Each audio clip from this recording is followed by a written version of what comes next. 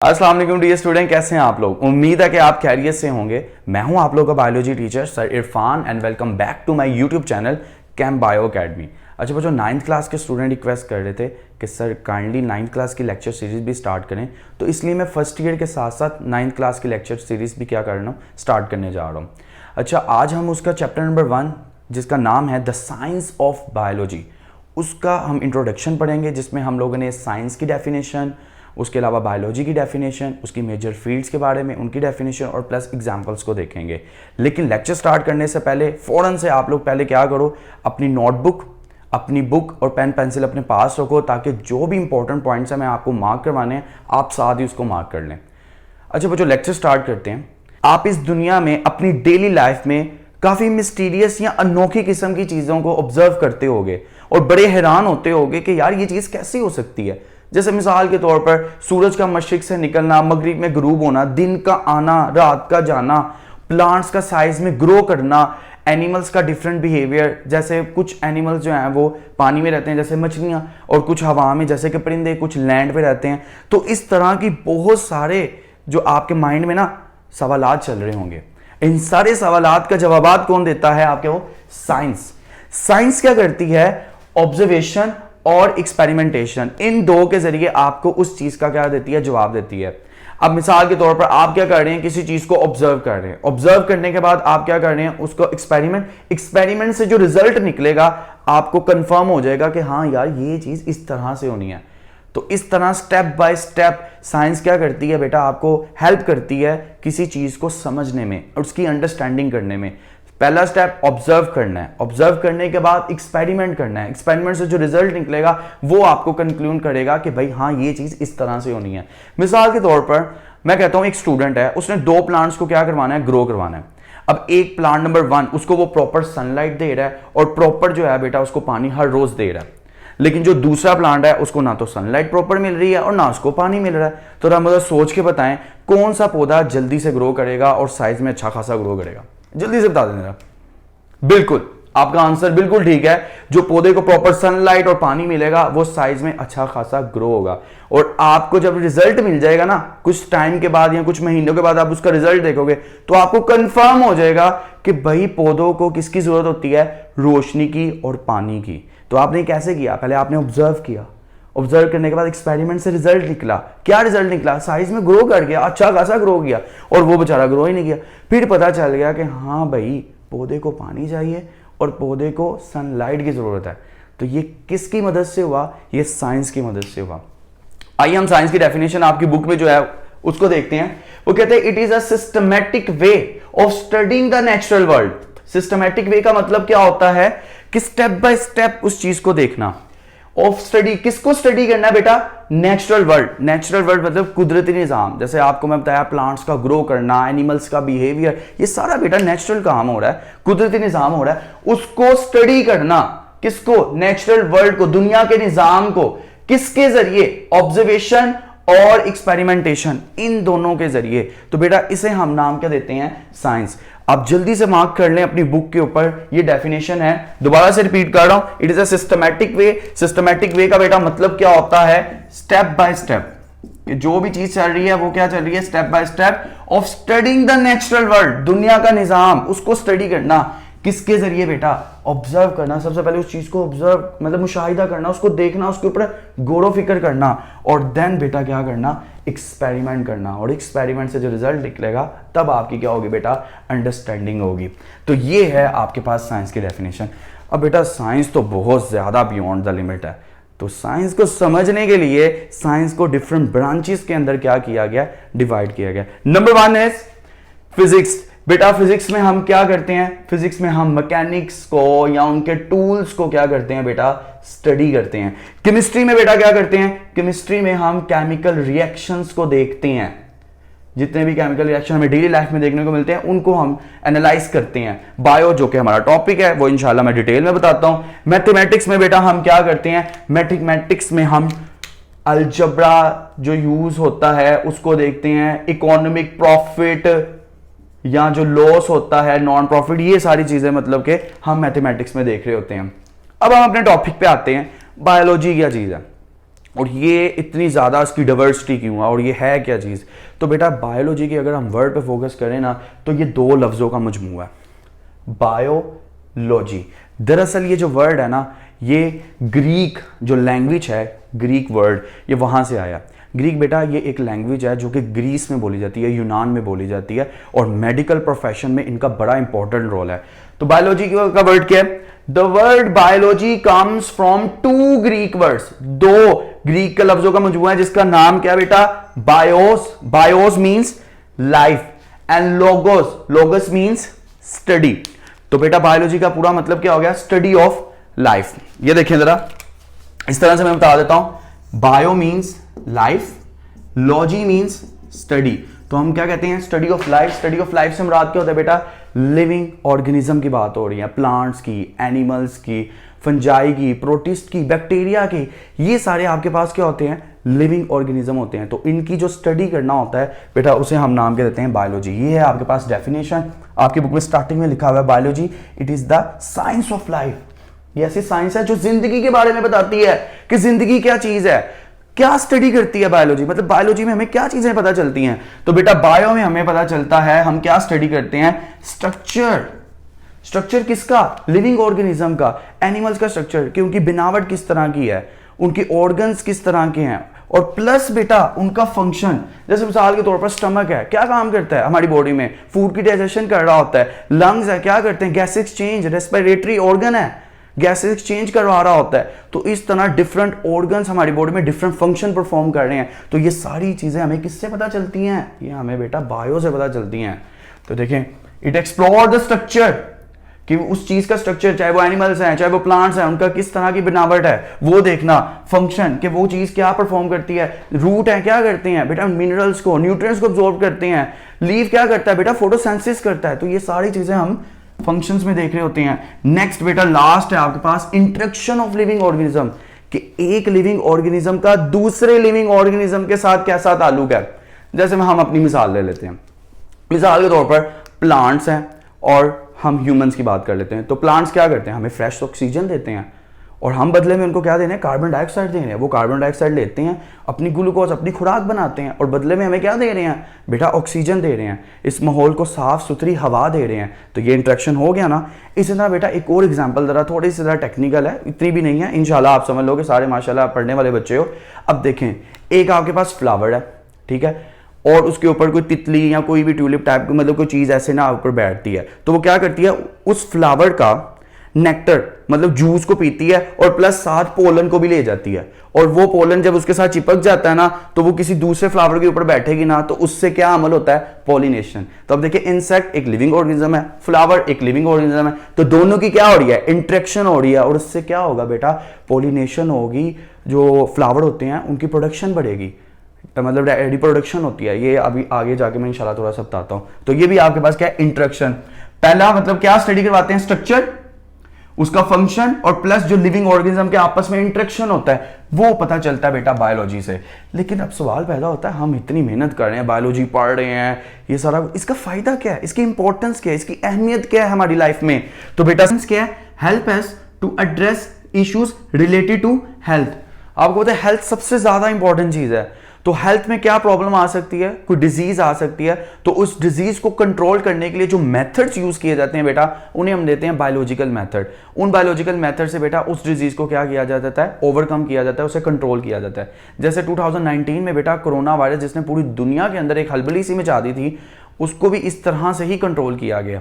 सबसे पहले हमें पता चला कि भाई रेस्पिरेटरी ड्रॉपलेट के जरिए एक पर्सन से दूसरे पर्सन को ये बीमारी हो रही है कोरोना वायरस, और ये लंग्स को क्या कर रही है? अफेक्ट कर रही है। और 14 डेज के अंदर इसके सिम्टम्स बड़ी हाईली जो है सीवियर किस्म के हो जाते हैं।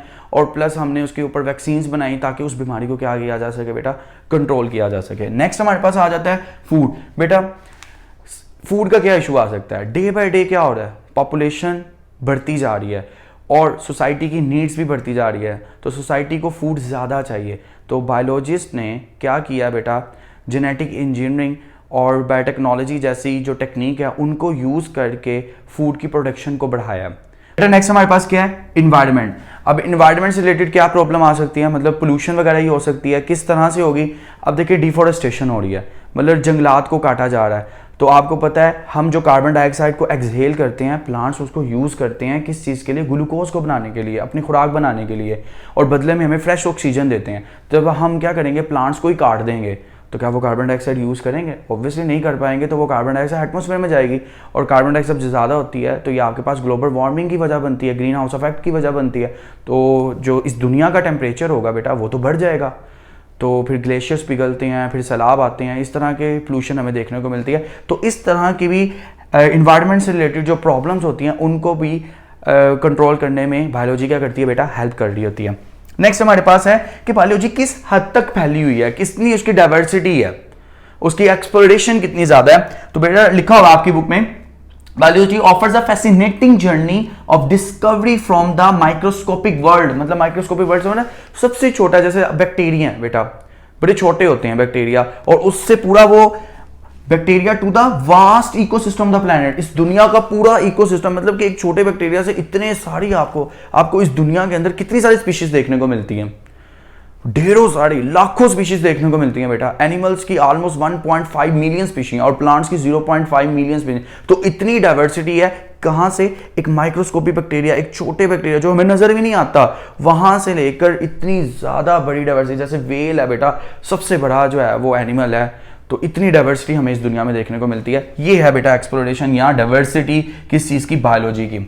अच्छा बच्चों नेक्स्ट हमारे पास क्या है, मेजर फील्ड्स ऑफ बायोलॉजी। बेटा 3 मेजर फील्ड्स होती हैं हमारे पास बायोलॉजी की, एक ज़ूलॉजी, बॉटनी और माइक्रोबायोलॉजी। बेटा ज़ूलॉजी नाम से इंडिकेट है, जू मतलब क्या, चिड़ियाघर। चिड़ियाघर आप क्या देखने जाते हैं, ऑब्वियसली बात है बेटा एनिमल्स को देखने जाते हैं, दोस्तों को तो नहीं। ज़ूलॉजी मतलब जू मतलब बात हो रही है किसकी, एनिमल्स की। जू मीन्स एनिमल्स, एनोलॉजी का मतलब क्या होता है बेटा, स्टडी। तो जूलॉजी क्या हुआ बेटा, स्टडी ऑफ एनिमल्स। तो आप जूलॉजी में किस चीज को स्टडी करते हो बेटा, एनिमल्स को स्टडी करते हो। It is the study of animals. देखिए बेटा एनिमल्स में किस चीज को स्टडी करना है, तो बेटा हमने स्टडी करना है स्ट्रक्चर, कि उनकी जो बनावट है, उनका जो स्ट्रक्चर है। लाइक कुछ आपको पता है एनिमल्स के पास विंग्स होते हैं जो हेल्प करते हैं उड़ने में, कुछ के पास गिल्स होती है जो कि स्विम में हेल्प करते हैं और गैस एक्सचेंज में हेल्प करते हैं, सांस लेने में हेल्प कर रहे होते हैं। फिशेस के अंदर गिल्स होते हैं। स्ट्रक्चर देखना और प्लस उसका बेटा क्या देखना, फंक्शन। मैंने आपको भी बताया फंक्शन में क्या आपके पास आ जाते हैं, जैसे विंग्स हैं उसका काम क्या है उसका फंक्शन, सोचिए जरा। ऑब्वियसली बात है बेटा उड़ना ही है ना। नेक्स्ट हमारे पास क्या आ जाता है, हमारे पास बिहेवियर एंड डाइवर्सिटी। बिहेवियर का होता है कि एनिमल्स का जो डिफरेंट किस्म का हमें बिहेवियर को देखने को मिलता है। इनेट बिहेवियर होता है, लर्निंग बिहेवियर, कुछ ऐसे बिहेवियर होते हैं जो बाय बर्थ होते हैं, कुछ बेटा आपके पास जो एक्वायर्ड होते हैं उन्हें लर्निंग कहते हैं। ये आप लोग सेकंड ईयर के अंदर इंशाल्लाह जाके पढ़ेंगे। नेक्स्ट हमारे पास बेटा क्या आता है, डाइवर्सिटी। मतलब हम एनिमल्स की डाइवर्सिटी भी देखते हैं, उनकी वैरायटी भी देखते हैं कि हमें किस किस तरह के एनिमल्स इतने सारे, आपको भी मैंने बताया कि 1.5 बिलियन स्पीशीज किसकी हैं, एनिमल्स की। तो ये डाइवर्सिटी। तो बेटा जूलॉजी में हम किसको स्टडी करते हैं, it is a study of animals. लेकिन एनिमल्स के अंदर किनको स्टडी करना है बेटा, उनके स्ट्रक्चर को, उन स्ट्रक्चर का क्या फंक्शन है उनको, उनका जो बिहेवियर है किसी दूसरे एनिमल्स के साथ या उनका अपना बिहेवियर क्या है वो, और प्लस उसकी डाइवर्सिटी। डाइवर्सिटी मतलब वैरायटी, जो इतने सारे हमें स्पीशीज देखने को मिलते हैं। एग्जांपल्स के तौर पर बेटा यहाँ पे मैंने मेंशन किया, आपकी बुक में नहीं है, काइंडली आप इसको मार्क कर लीजिए, लिख लीजिए कहीं पे। Study of line, study of birds, इनको स्टडी करना। नेक्स्ट हमारे पास क्या है, बॉटनी। बेटा आपने एक नाम सुनी होगी, पत्ता पत्ता बूटा बूटा, या पंजाबी जबान में पौधे को कहते हैं बूटा, प्लांट्स। तो बेटा ये बात हो रही है प्लांट्स के बारे में, इधर से याद रख लेना ताकि आपको याद रहे, बूटा यानी कि पौधे की बात हो रही है। तो इसमें हम क्या करते हैं, it is the study of plants.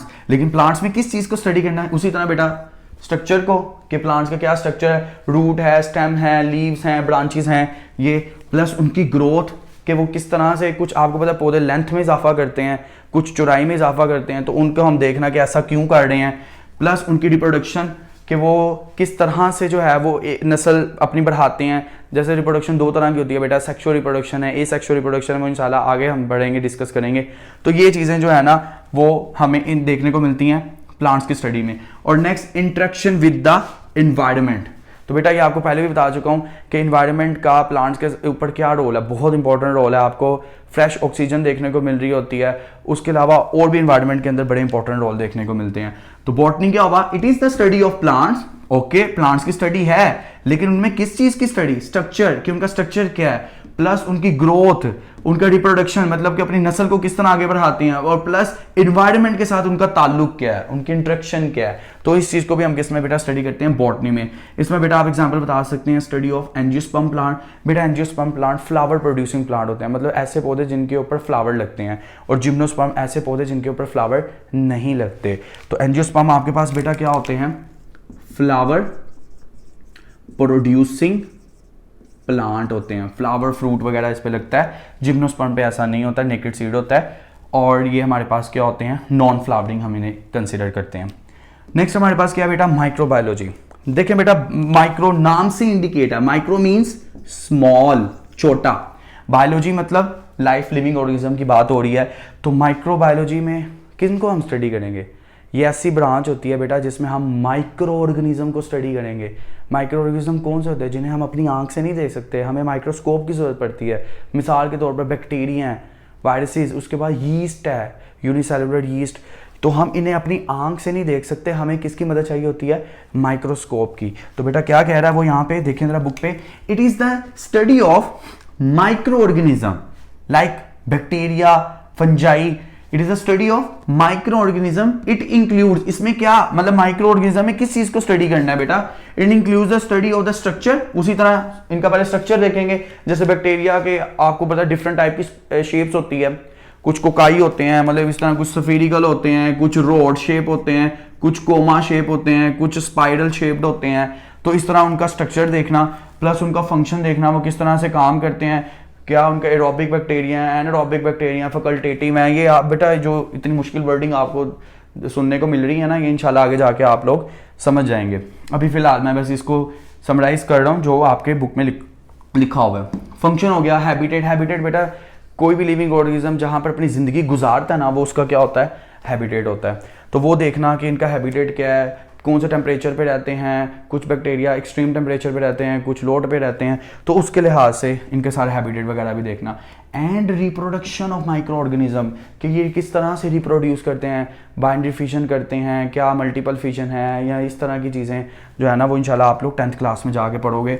तो ये सारी चीज़ें, और plus and there impact on human health, या हेल्थ के ऊपर हम बात कर ले, चाहे वो एनिमल्स हैं, चाहे वो प्लांट्स हैं, चाहे वो ह्यूमन है। तो बेटा बैक्टीरिया आपको पता है जरासीम है, तो हमारी हेल्थ तो ख़राब करेंगे ना, डिजीज़ तो होगी ना इनकी वजह से। लेकिन आपको एक बात बताता हूँ, बड़ी इंटरेस्टिंग बात है। कुछ बैक्टीरिया हमारी बॉडी में गुड बैक्टीरिया, उन्हें हम नाम देते हैं, वो बड़े फ़ायदेमंद होते हैं, हमारी गट में पड़े होते हैं और डाइजेशन को प्रॉपर करवाते हैं, मतलब हेल्पफुल होते हैं किस चीज़ के लिए, ताकि डाइजेशन प्रॉपर हो सके। उन्हें हम गुड बैक्टीरिया का नाम देते हैं, या नॉर्मल फ्लोरा भी कहते हैं, ठीक है। लेकिन जो बैक्टीरिया डिजीज़ कोज करवाते हैं उन्हें हम पैथोजेंस का नाम देते हैं। तो ज़्यादातर बेटा यहाँ पर जो बात हो रही है हेल्थ से रिलेटेड, वो पैथोजेंस से रिलेटेड बात हो रही है कि जो डिजीज़ की वजह बनते हैं। नेक्स्ट इन्वायरमेंट में, इन्वायरमेंट में भी इनका बेटा कुछ बैक्टीरिया का बड़ा इंपॉर्टेंट रोल है।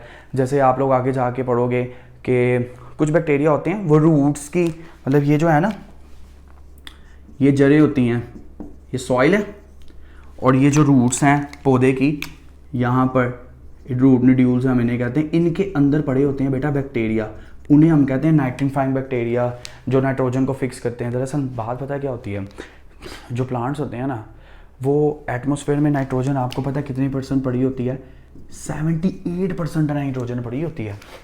और वो प्लांट्स को नाइट्रोजन चाहिए होती है अपनी प्रोटीन बनाने के लिए, लेकिन बदकिस्मती के साथ जो हमारे पास प्लांट्स होते हैं ना, वो उस 78% नाइट्रोजन को इस्तेमाल नहीं कर पा रहे होते।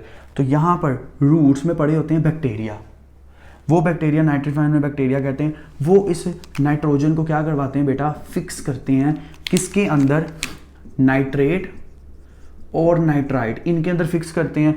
जब ये नाइट्रेट और नाइट्राइट में नाइट्रोजन को कन्वर्ट कर देते हैं ना, तो ये नाइट्रेट और नाइट्राइट कौन यूज़ कर लेता है, प्लांट्स, किस चीज़ को बनाने के लिए, अपनी प्रोटीन बनाने के लिए।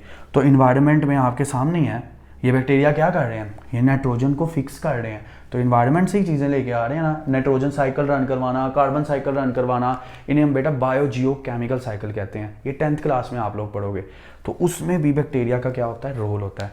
अब बात समझ आ गई है, it is a study of micro organism. किसको स्टडी करना, माइक्रो ऑर्गेनिज्म, लेकिन उनमें क्या, उनकी किसमें क्या स्टडी करना, स्ट्रक्चर, कि उनकी बनावट किस तरह की है, जैसे मैंने अभी आपको बताया उनका फंक्शन क्या है, उनका हैबिटेट मतलब उनका रहना सहना और उनकी रिप्रोडक्शन, और प्लस इम्पैक्ट देखना हेल्थ के ऊपर, डिजीज कॉजिंग है क्या कर रहे हैं, और इन्वायरमेंट के ऊपर इनका क्या रोल है। एग्जाम्पल बेटा आपके पास बैक्टीरिया आ जाते हैं, फंजाई आ जाते हैं, जिसमें यीस्ट आ जाती है बेटा, ये यूनिसेलुलर होती है, जिसकी पूरी बॉडी एक सेल पेपर के जिससे वायरसेस वगैरह आ जाते हैं, ये सारे माइक्रो ऑर्गेनिज्म। होप सो आपको मेरा ये लेक्चर अच्छा लगा होगा। काइंडली अपने दोस्तों के साथ भी शेयर कीजिएगा, और इस टॉपिक से रिलेटेड आपके पास कोई भी सवाल हो तो मुझे कमेंट सेक्शन में लाजमी बताइएगा, मैं इसका आंसर आपको बता दूंगा। इंशाल्लाह नेक्स्ट लेक्चर में आपसे मुलाकात होती है, तब तक के लिए अल्लाह हाफिज़।